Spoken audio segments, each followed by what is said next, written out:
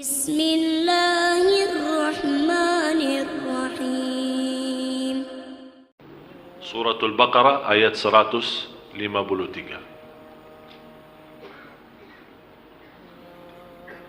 Salat ini ada orang salat tapi Allah tidak terima.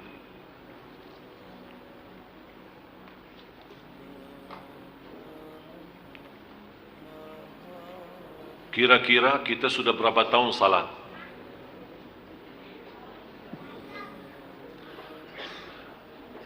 Siapa yang sudah merasa salatnya sudah mantap? Semua punya masalah salat? Angkat tangan yang punya masalah dalam salat.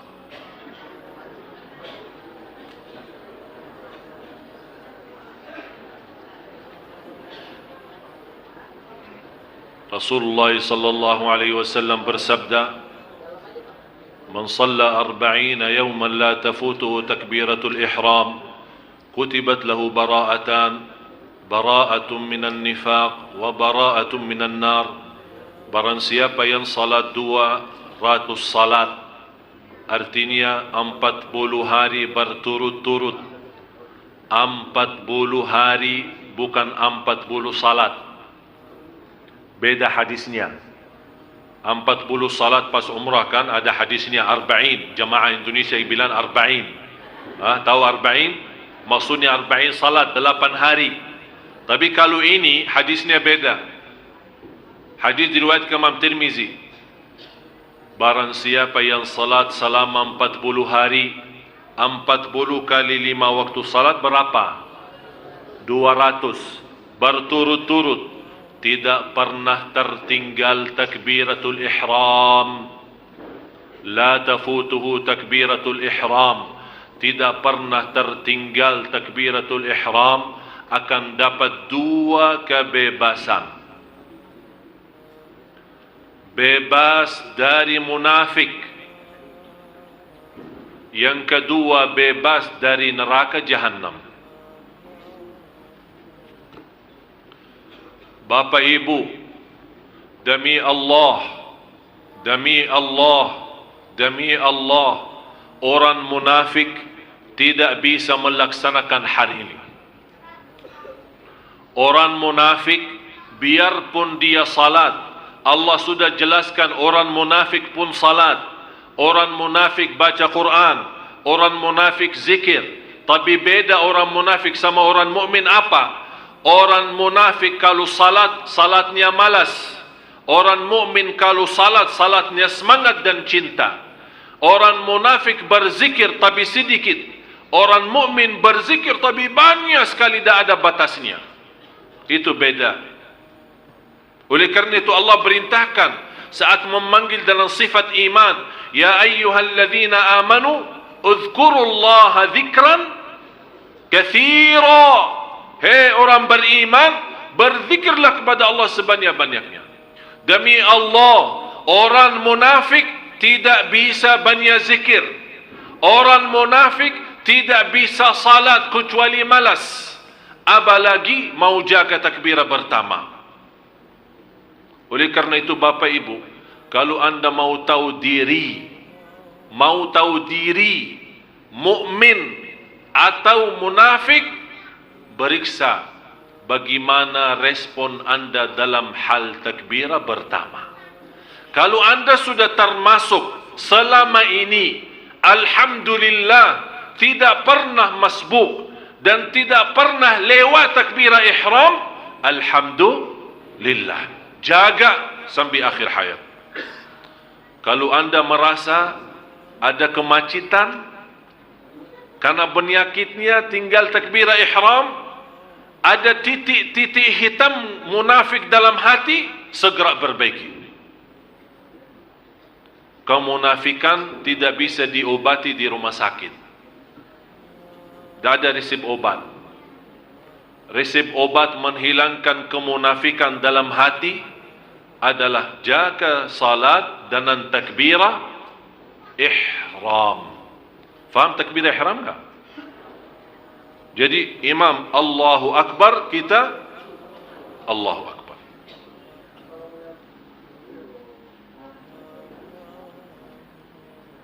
Bermacam manusia 5 dalam hal salat. Saya minta Bapak Ibu perhatian ya. Kira-kira kita di antara yang mana dalam 5 golongan dalam hal salat? Yang pertama, orang salat tapi disiksa oleh Allah.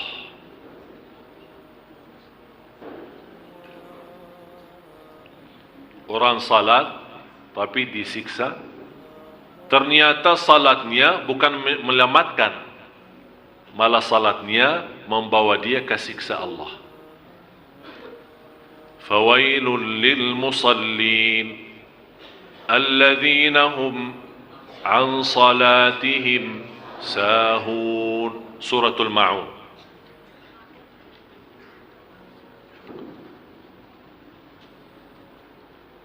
Surah 107 ayat 4 sama 5. Saya begitu membaca ayat ini, sebenarnya saya bersyukur, walaupun ada rasa takut. Bersyukur kenapa? Karena di sini Allah sebutkan alladzina hum an salatihim sahun, bukan fi salatihim sahun. Iman beda jauh. Kalau Allah bawakan fi, fawailul lil musallin alladzina hum fi salatihim sahun, berarti kita semua termasuk saya masuk dalam ancaman ini. Maksudnya apa fi? Alladzina hum fi salatihim sahun, yang lalai dalam salat akan disiksa oleh Allah. Pertanyaan saya, kita lalai dalam salat enggak?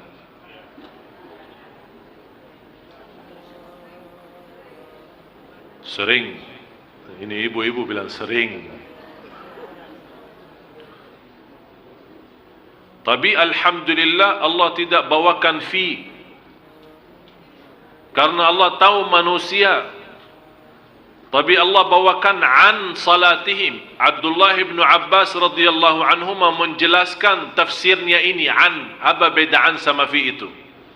Ternyata kata beliau, alladzina hum an salatihim sahun adalah salat orang munafik yang suka nunda-nunda salat. Begitu sudah mendekati habis waktu, dia kaget, ya Allah, mau habis waktunya, segera dan cepat ambil wudu dan segera dan cepat selesai salatnya supaya tidak habis waktu. Intinya salat tanpa rasa apa-apa. Allahu Akbar, Assalamualaikum warahmatullahi.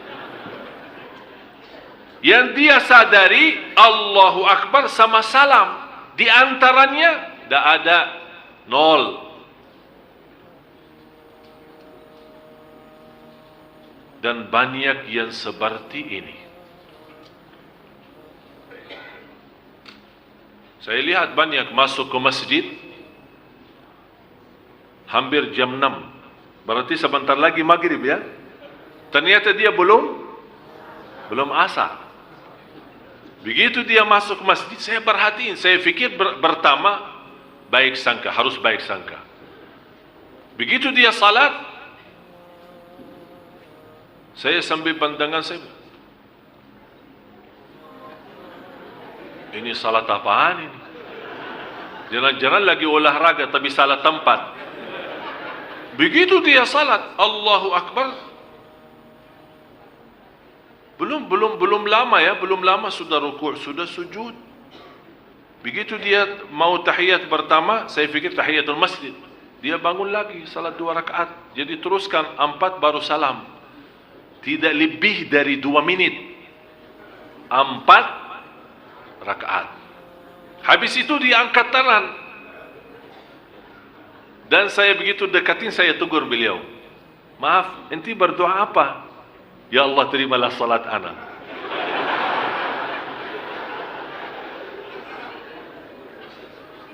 Malu. Kita malu sama Allah kalau kita punya salat seperti ini. Kata Imam Ibn Qayyim rahimahullah, kalau anda belum bisa salat yang cocok bagi Allah, carilah Tuhan yang lain yang sesuai salat kita. Betul kata Imam Ibn Qayyim. Ini berkata Imam Qayyim 400-600 tahun lalu dia ngomong seperti ini. Kalau anda belum bisa fantas salat yang fantas yang cocok bagi Allah, cobalah cari Tuhan lain yang cocok dengan salatnya. Ya, kita salat sekarang tidak sesuai untuk Allah ini. Ini bukan untuk Allah. Itu yang dinamakan Rasulullah SAW, yang orang-orang yang bergerak dengan cepat untuk selesaikan salat karena takut habis waktu. Itulah kata Rasulullah, tilka salatul munafik. Begitulah salat orang munafik. Begitulah salat orang munafik. Begitulah salat orang munafik. Na'udzubillah. Subhanallah Bapak Ibu, saya mendapatkan pelajaran, kalau kita salat tepat waktu bersama imam, jamaah di masjid, tenang. Saya pernah terjumus di jalan berjalanan, kemudian mepet pas asar, kemudian ada ceramah di satu tempat. Saya punya fikiran, udahlah kesana aja sekalian, nanti salat di sana. Dalam perjalanan, demi Allah Bapak Ibu tidak tenang. Sampai ke tempat dan salat habis, saya selesai. Memang sudah maghrib dekat, tapi begitu saya salat, saya sadar saya tidak salat. Baru sadar saya tidak salat. Dan saya minta maaf ya Allah, inilah salat saya seperti ini. Saya tidak pantas menjadi hamba-Mu ya Allah. Kalau memang salat kita seperti ini. Tapi ternyata salat tepat waktu di masjid berjamaah, subhanallah, kita sepertinya mengangkat gunung yang besar di atas kepala kita. Sudah mendapatkan ketenangan yang luar biasa dan menyelesaikan kewajiban kita terhadap Allah. Baru kita fantas berkata, ya Allah, terimalah doa dan salat kami. Sudah jelas yang pertama, orang salat tapi disiksa. Apa artinya fawailul lil musallin? Artinya? Kalau di dalam bahasa Indonesia, artinya celaka bagi orang salat. Dalam bahasa Arab, wail satu kampung di dalam neraka. Istilah lain satu desa. Tahu desa? Satu kecamatan ya. Di dalam api neraka sendiri. Kepala kampungnya ada juga. Di sana ada kepala kampung, kepala desa. Fir'aun. Wakil kepala Haman. Ada juga orang yang terkenal di sana, Qarun. Ini mereka ditempatkan di sana. Tempat itu khususan VIP. Untuk siapa? Fawailun lil musallin alladzina hum an salatihim sahun. Neraka Jahannam yang saya kaget waktu saya membaca satu hadis, saya heran. Neraka Jahannam sendiri berlindung kepada Allah dari ancaman wail sendiri. Padahal wail di mana? Di dalam neraka. Panasnya 7 kali lipat daripada api neraka sendiri. Ini ruang VIP. Ini bagi orang salat yang sahun, yang sebagaimana saya jelasin sifatnya. Bapak Ibu, bagaimana orang Muslim tapi tidak salat? Kalau orang yang salat tapi salatnya ya selalu tidak tepat waktu, suka gabungkan tanpa alasan. Sebentar mau habis ini masuk ke ini, ketiduran salat subuhnya, tapi dia tetap jaga. Ini sudah termasuk dalam ancaman ini. Bagaimana orang yang tidak salat sama sekali? Na'udzubillah. Yang kedua, orang salat tapi dihisab oleh Allah. Dia selamat dari ancaman fawailun lil musallin, tapi belum mantap salatnya, dihisab. Seperti apa? Siapa mereka? Mereka adalah orang-orang yang tidak sempurna wudunya, yang tidak menjaga rukun-rukunnya, yang tidak mempelajari wajib-wajibnya. Dia salat ikut-ikutan. Dan di dalam salat, kalau dia Allahu Akbar, hilang, tidak tahu kemana. Sebentar di mall, sebentar di rumah, sebentar di Tanah Abang, sebentar naik busway, sebentar bayanan umroh, sebentar ingat masalah rumah tangga. Pokoknya kalau dia sudah Allah, sebelumnya dah ada, santai aja, belum takbir kan? Begitu dia Allahu Akbar, udah masuk. Sepertinya dia lagi meeting dalam salat. Semua masalah dia mau selesaikan dalam salat. Belanja di Tanah Abang, urusin belanjaan istrinya, fikirin jemputan anaknya, semuanya dalam salat. Begitu dia selesai, ditanya, apa yang dibaca imam tadi? Imam ya? Sebenarnya saya sudah dengar bacaannya, tapi saya belum Quran hafal. Jadi ayatnya saya Quran, tapi saya tahu itu Quran. Ya memang Quran, masa dia mau baca? Ya jelas dia baca Quran, masa dia mau baca selain Quran? Tidak, maksud saya bertanya, Pak, Anda perhatiin bacaan imam apa? Rakaat udah begini aja. Rakaat pertama baca apa? Rakaat kedua baca apa? Bisa tahu nggak? Bisa ingat nggak? Satu ayat, satu apa saja. Sebenarnya saya jujur saja Ustaz, saya Quran hafal. Saya sepertinya pernah mendengar ayat ini, pernah, tapi kok hilang gitu. Terus dia tanya kembali, maaf Ustaz, imam baca tadi apa? Saya bilang rakaat pertama qul ya ayyuhal kafirun, rakaat yang kedua qul huwallahu ahad. Masa sih? Dia berfikir ayat ini dah dibaca. Memang terus terang saja Bapak Ibu, ini hal hampir 90%. Termasuk saya. Saya bicara jujur. Kadang masuk salat, Allahu Akbar, tidak tahu kemana. Tidak ada rasa sama sekali. Selesai salat, oleh karena itu berusaha jaga sunnah ba'diyah qabliyah, namanya sunnah rawatib. Mudah-mudahan dengan sunnah qabliyah ba'diyah Allah tutupi kekurangan itu di salat wajib.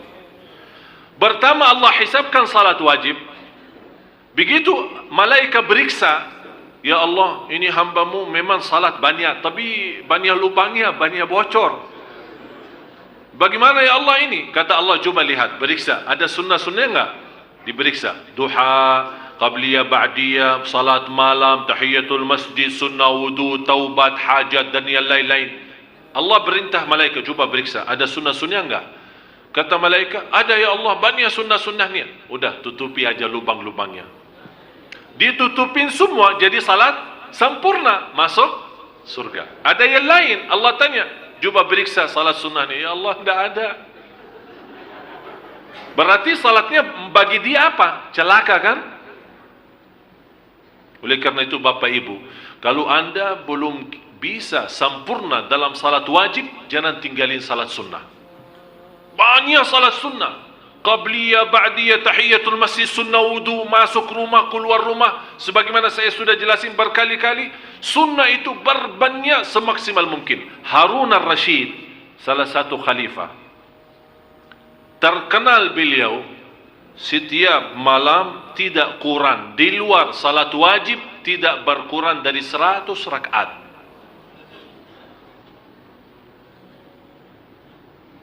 Di luar salat wajib tidak berkurang dari 100. Jadi jumlah salat sunnahnya semua hampir 100 rakaat. Jadi sayang sekali kalau Bapak Ibu hanya terhitung Anda punya salat wajib saja. Sayang. Mudah-mudahan salat wajib sama sunnah. Harapan saya sesuai hadis Rasulullah dan sunnah-sunnah Allah sempurnakan kekurangan kita dalam hal dan salat wajib. Tapi seperti ini yang tidak sempurna wudu, yang tidak sempurna rukun dan wajib akan dihisab oleh Allah. Mulai malam tahun baru kita harusnya muhasabah Bapak Ibu. Barang siapa yang suka muhasabah diri, akan Allah ringankan hisabnya nanti di hari kiamat. Muhasabah bukan pas lagi ramai-ramai di masjid pas i'tikaf, tidak. Kalau bisa Anda setiap malam punya muhasabah di rumah. Begitu Anda mau tidur, tes, periksa. Begitu Anda sudah muhasabah, segera ambil wudu, salat 2 rakaat dan tidur. Kalau seandainya memang malam itu yang terakhir bagi kita di dunia ini, alhamdulillah sudah muhasabah dan sudah salat sebelum tidur. InsyaAllah husnul khatimah. Apalagi kalau menjaga wudu pas tidur.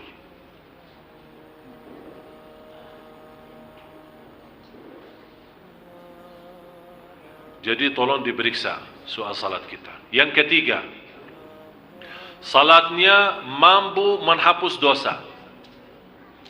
Sekarang Bapak Ibu harus fahami dalam 5 golongan ini, tidak semua salat bisa dapat pahala. Harus fahami itu ya. Tidak semua salat Anda bisa dapat pahala.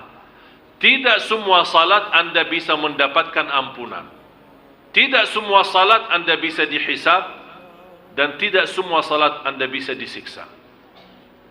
Jadi semua ada apa? Turutannya, bagaimana sistemnya. Yang disiksa sudah saya jelasin. Fawailun lil musallin. Yang dihisab oleh Allah sudah saya gambarkan. Orang yang dia berusaha jaga wudu, tapi begitu dia masuk salat, malah saya pernah masuk masjid, di samping saya ada orang salat tahiyatul masjid ini. Allahu Akbar. Dia hampir sama saya. Allahu Akbar. Tapi dia suaranya agak kencang sedikit, jadi saya bisa dengar suaranya. Begitu dia habis Allahu Akbar, tahiyatut thayyibatun mubarakatuh, saya kaget. Habis itu dia lepasin tangannya. Sepertinya saya bilang, saya dalam hati saya pas lagi salat, alhamdulillah sudah sadar. Dia sudah sadar, pas takbirah ihram, dia lupa, dia lagi berdiri, dia fikir tahiyat. Dia mengganti doa iftitah jadi tahiyat. Tapi ternyata Bapak Ibu, pernah satu hari terjadi sama saya peristiwa yang sama. Allahu Akbar, tahiyatut thayyibatun.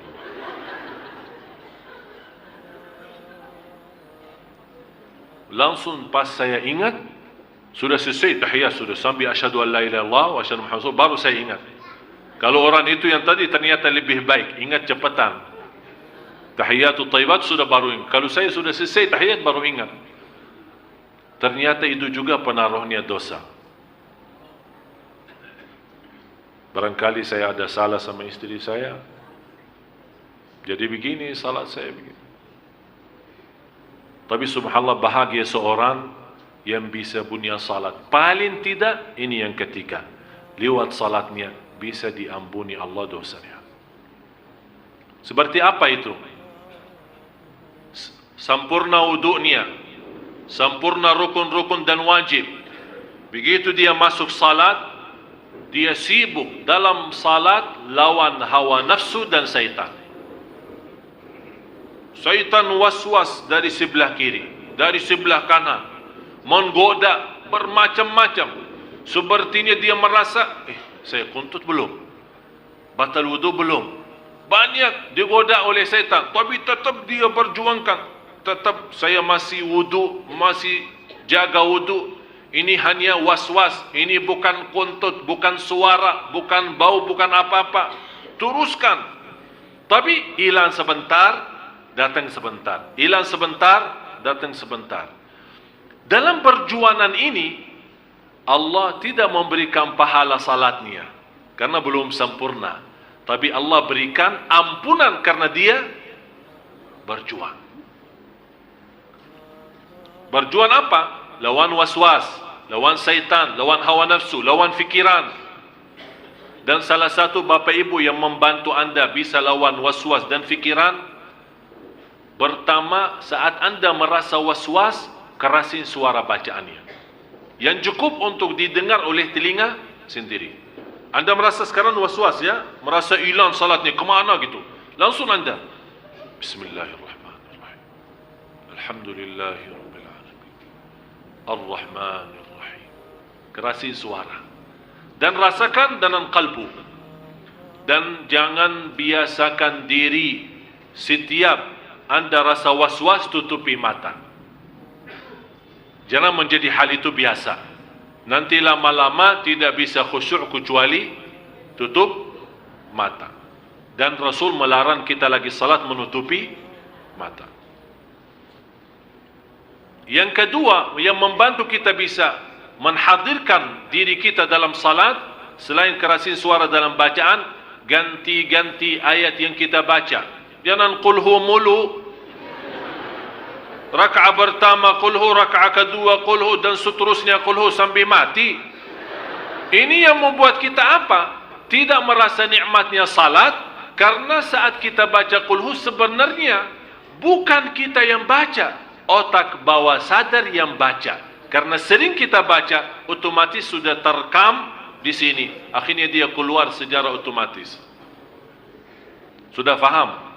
Jadi ganti, pas lagi salat anda rasa was-was, rakaat pertama ini ya, habis Al-Fatihah, Yasin wal Qur'anil Hakim, hafal 2 ayat, Allahu Akbar. Di rakaat yang kedua lari kemana gitu, Idza waqa'atil waqi'ah laysa liwaqa'atiha kadhibah, lillahi ma fis samawati wa ma fil ard, wa in tubdu ma fi anfusikum aw tukhfuhu yahasib. Bukan dalam satu rakaatnya, tapi maksud saya, usahakan pindah-pindah setiap anda dalam satu rakaat. Misal rakaat pertama baca ayat tertentu, di rakaat yang kedua pindah ke ayat baru lagi yang anda hafal. Jangan hanya sepanjang hidupnya dan sepanjang salatnya qulhu qulhu qulhu, atau 4 qul ya ayyuhal kafirun, qul huwallahu ahad, qul a'udzu birabbil falaq, qul a'udzu birabbin nas. Akhirnya syaitan yang sering goda kita, dia sudah hafal 4 qul ini, sering kita baca. Akhirnya kita harap lewat bacaan bisa syaitan lari. Ana hafal itu, jangan, tidak bisa ana lari. Ya susah juga ini. Qul. Ini kan masalah. Tapi saya minta Bapak Ibu, cuba mulai malam ini ya. Karena ada salat i'tikaf, salat malam ya. Tapi saya minta, sebelum anda ikut salat malam, cuba masing-masing salat 2 rakaat. Dan apa yang saya sampaikan ini, cuba praktik. Insya Allah, dengan perjuangan anda akan semakin salatnya semakin baik, semakin bertingkat. Bapak Ibu, anda jangan harap di satu malam bisa langsung jadi ke martabat yang pertama. Masih kita bahas ya. Ini kita masih, yang saya harapkan sementara ini golongan yang ketiga, lewat salat bisa diampuni Allah. Inna salata tanha anil fahsyai wal munkar. Kalau diampuni Allah, berarti dosa kita sepanjang hari diampuni Allah. Begitu kita salat, diampuni. Tapi yang keempat, oh ini jauh lebih tinggi lagi. Orang salat tapi dapat pahala. Bapak Ibu, kalau artinya semakin naik, semakin tinggi salatnya, berarti dapat pahala, otomatis diampuni juga kan? Semua kan di bawah, apapun yang di bawahnya dapat diampuni Allah Subhanahu wa taala, dimaafkan. Siapa itu yang salat tapi bisa mendapatkan pahala salatnya? Artinya lewat salat dia benar-benar bisa merasakan nikmat salat. Yang sempurna wudu, sempurna rukun, sempurna wajib. Begitu dia masuk salat, punya kekhusyuannya luar biasa. Ka'bah di depan, surga di kanan, neraka di kiri, malaikatul maut di belakang, menunggu saya selesai salat agar dicabut nyawa. Bisa rasakan enggak? Sebagaimana firman Allah Subhanahu wa taala suratul Mu'minun surah 23 dari ayat 1 sampai 11. Bapak Ibu tolong tuliskan suratul Mu'minun surah 23 dari 1 sampai 11. Itu yang kita harapkan. Qad aflahal mu'minun alladzina hum fi salatihim khashi'un. Di sini Allah jelaskan fi salatihim, beda sama an salatihim.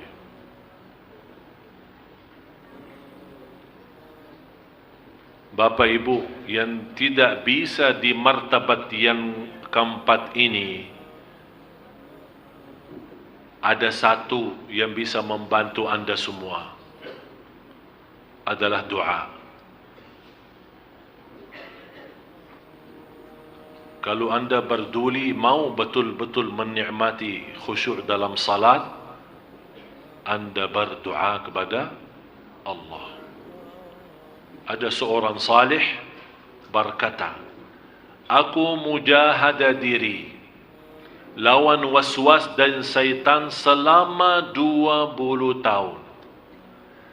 Alhamdulillah, habis itu saya berhasil menikmati khusyuk dalam salat selama 20 tahun kemudian. Berarti Bapak Ibu, jangan putus asa. Jangan Anda baru sekali salat, ya Allah ternyata khusyuk susah juga. Tetap berjuang.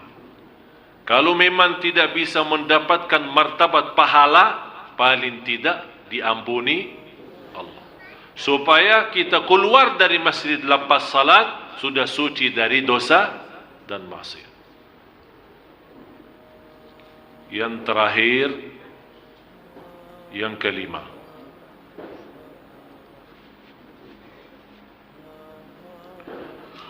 orang salat tapi dengan salatnya dia termasuk orang terdekat kepada Allah.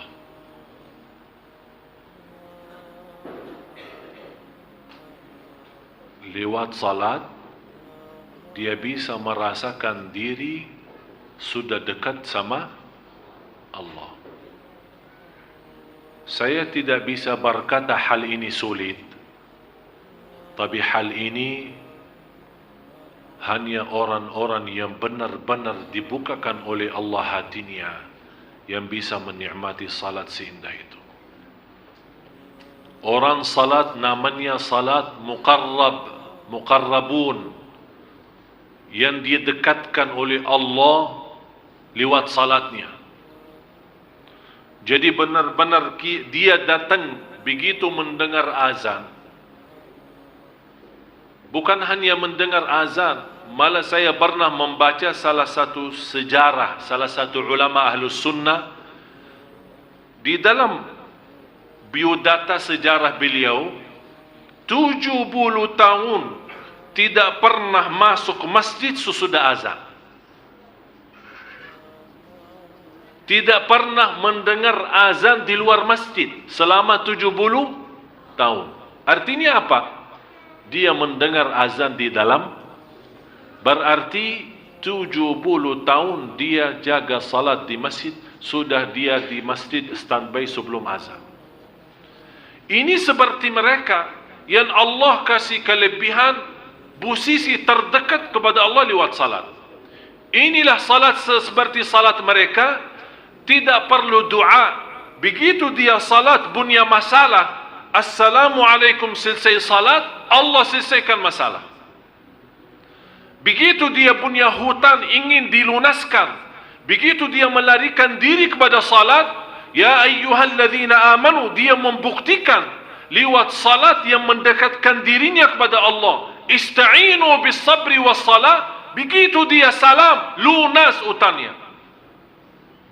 Sampai sahabat Rasul kekurangan makanan di rumah, dia salat 2 rakaat, Allah isi rumahnya makanan. Salat seperti apa? Yang jelas bukan seperti salat kita. Yang jelas betul bukan seperti salat kita. Salat mereka, begitu Allahu Akbar, mereka sudah merasakan dirinya di alam lain.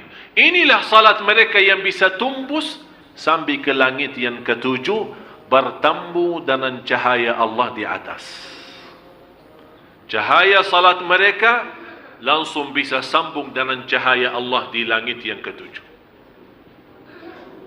Begitulah mereka merasakan keindahan dan kenikmatan yang luar biasa. Begitulah mereka dipimpin oleh salatnya dalam kehidupannya. Murah rizki, tenang, sempurna iman, khusyuk, nikmat, mulia akhlak, kemana saja dalam lindungan Allah subhanahu wa ta'ala. Tapi ini kembali kepada apa? Supaya kita bisa mendapatkan salat seperti ini, harus kita bisa membiasakan diri segala sesuatu kita kembali kepada salat. Lagi sakit hati, sebelum anda cerita sama siapa-siapa, lagi sakit hati, lebih baik segera ambil air wudu dan salat. Punya masalah utang, segera ambil air wudu dan salat. Sebelum anda cerita sama manusia dengan harapan dibantu oleh manusia, ceritalah sama Allah, baru akan Allah bukakan hati manusia memberikan pertolongan. Anda yang belum nikah, salat. Anda yang lagi sakit, salat. Anda yang merasa tertutup perjalanannya, salat. Kunci membuka bumi dan langit, salat. Ista'inu. Allah di sini memerintahkan minta tolong lewat salat. Ista'inu bis sabri was salat. Orang istri dan suami yang sudah lama menikah sampai saat ini belum memiliki keturunan, salat. Sebelum anda berikhtiar berobat sana sini, salat. Bapak ibu, salat itu segala. Salat itu kita buka pintu Allah langsung tanpa protokol. Kita berbicara sama Allah langsung, kontak sama Allah kita langsung. Ini Allah yang maha baik. Ada seorang ibu kemarin SMS panjang lebar, curhat sambil nangis, dan dia minta, saya mau telefon Syekh. Saya balas, mau telefon apa? Mau curhat. Sudah saya baca SMS-nya. Saya sendiri sudah ikut, habis baca SMS-nya ikut juga pusing kepala. Tapi ibu dah usah telefon. Ibu itu curhat sampai dia menjelasin keadaannya. Syekh, sampai saya SMS ini lagi nangis. Sampai di sini dia, sampai saya bisa terbayang seorang ibu yang lagi curhat, terbayang kondisinya, dia lagi duduk sambil nangis-nangis. Dia sudah jelasin, saya lagi nangis ini. Hampir mau nangis darah, bukan air mata lagi. Begini SMS-nya. Saya bilang subhanallah, saya manusia biasa bisa terharu. Saya manusia biasa ikut pusing. Saya manusia biasa ingin bantu. Bu, Saya balas SMS-nya. Curhat tidak beda jauh. Sama dengan curhat ini. Sambil saya bisa nangis, curhat sama Allah sana. Jauh Allah lebih baik. Allah maha mendengar, Allah maha melihat. Dan saya menceritakan satu. Ada seorang, guru saya menceritakan peristiwa terjadi di depan mata guru saya. Dia masuk Masjidul Haram waktu umrah. Bertemu di hadapan Ka'bah ada seorang dari Yaman berdoa kepada Allah. Tapi yang menarik perhatian, guru saya tertarik perhatian dengan cara doa orang itu. Nangis, tangannya banjung sampai ke atas. Seolah-olah dia mau megang langitnya. Saking betul-betul lagi butuh dan perlu. Berdoa, tak ada habisnya. Orang kesana kemari tak ada perhatian. Hanya fokusnya ke doa. Guru saya melihat keadaan ini, ini kayak ini ada sesuatu ini. Saya duduk di belakang, perhatiin. Doa terus. Sampai sepanjang waktu. Tak berhenti-berhenti. Dan nangisnya. Sampai didengar oleh guru saya doanya orang itu. Ya Allah, saya tidak akan berhenti berdoa. Dan tidak akan keluar dari Masjidul Haram ini. Sampai engkau kabulkan. Ini sekarang selesai masalah saya. Betul-betul dia sudah lemparkan diri. Ya Allah, saya tidak bisa kemana-mana. Dan saya tidak mau dan tidak akan keluar dari masjid ini. Dan saya tidak akan turunkan tangan saya sampai engkau kabulkan. Terus sambil nangisnya. Guru saya melihat, ini doanya kayaknya butuh banget ini. Betul-betul lagi stres. Ini masalahnya. Ternyata Bapak Ibu, hikmah dari cubaan dan ujian, pas kita lagi di puncaknya stres, ya, pas doanya bagaimana? Pas doa bagaimana? Biasa aja atau luar biasa? Allah senang ya luar biasa tuh. Allah senang. Ternyata hamba ini keluar doa yang tulus dan ikhlas pas cubaan. Dah kasih cubaan. Kasih supaya doa keluar ini. Ternyata hikmah daripada cubaan, Allah mengeluarkan doa yang ikhlas. Ternyata pas dia doa, ada seorang, guru saya ini cerita. Dia bilang ada seorang lewat, begitu lewat balik lagi. Melihat orang itu lagi berdoa. Dia masukin tangannya dalam gantung bajunya, terus lembar, ada uang banyak dilembari. Guru saya perhatiin ada uang banyak. Tapi ini orang masih berdoa. Sudah lupa segala. Dia hanya fikirannya kepada Allah. Subhanallah, sekian lama Allah sudah memberikan dia puas. Dia turunkan doa. Begitu dia turunkan tangannya ke bawah. Terasa. Ada apa ini? Uang. Langsung nangis dan doa lagi. Dia tidak berhenti berdoa sampai ada kedengaran azan. Guru saya perhatiin. Begitu dia bangun, mau bergerak, mau kemana? Langsung kata guru saya, ini ada ilmunya ini. Langsung dimegang sama dia. Mau kemana ini? Sini, saya mau belajar sama antum. Ada apa sih? Ada masalah. Terus, saya berdoa terus sama. Sudah Allah kasih hajatmu? 3 kali lipat. Dikasih 3 kali lipat. Bapak Ibu, demi Allah, tak ada yang lebih baik sama dari Allah. Cuman kita belum bisa berdoa. Masalah sama kita, bukan masalah sama Allah. Allah memiliki dunia dan segala isinya, semuanya milik Allah. Allah bisa dengan kekuasaannya dan berintah kun fayakun. Semuanya manusia datang memberikan pertolongan.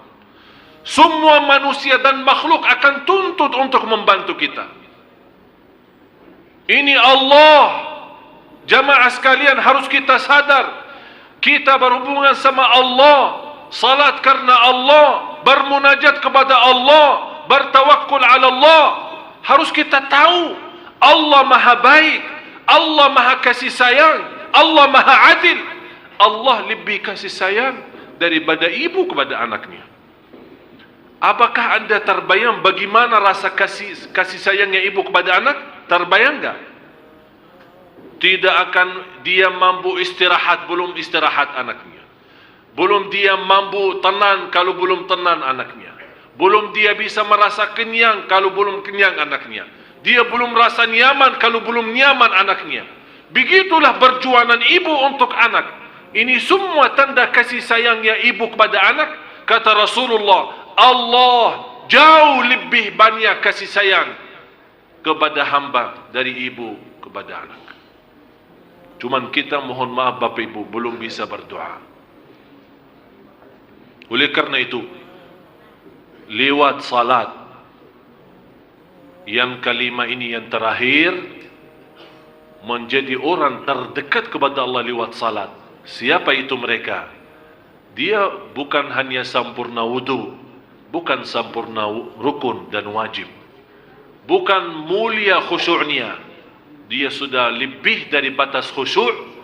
Dia begitu salat, dia bisa merasakan kehadirat Allah di depan mata. Itu beda dia sama orang yang khusyuk.